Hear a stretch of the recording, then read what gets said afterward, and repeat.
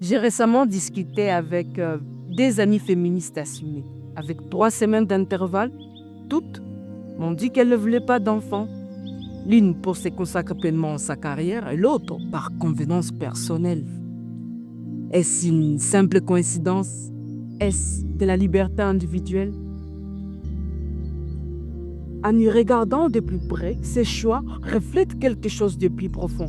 Un conditionnement culturel qui pousse de plus en plus de femmes à se détourner de la maternité comme si cette vocation naturelle était devenue un obstacle à l'épanouissement.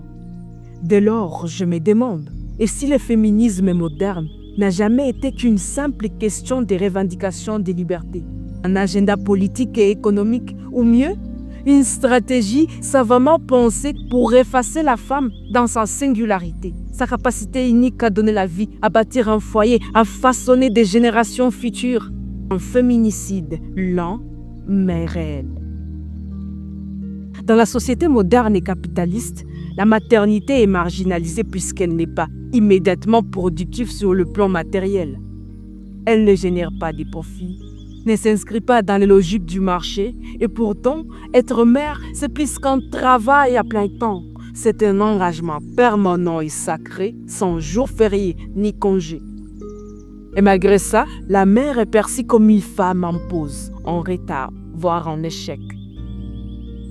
Le message est clair. Pour être une femme accomplie, il faut ressembler à un homme, compétitive, disponible, détachée de tout lien contraignant.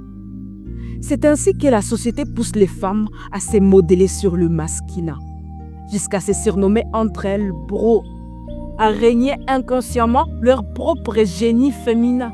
On ne célèbre plus la complémentarité, mais l'uniformisation. La femme devient ainsi non pas une copie conforme à l'homme, encore moins son égal, mais sa caricature, sa contrefaçon. Il est temps d'ouvrir les yeux. Ce féminisme n'a pas élevé la femme. Il l'a redéfinie selon les critères d'un système qui n'a pas besoin des mères, mais des travailleuses, des contribuables, des consommatrices. Et si la vraie liberté consistait non pas à fuir la maternité, mais à redécouvrir cette puissance créatrice,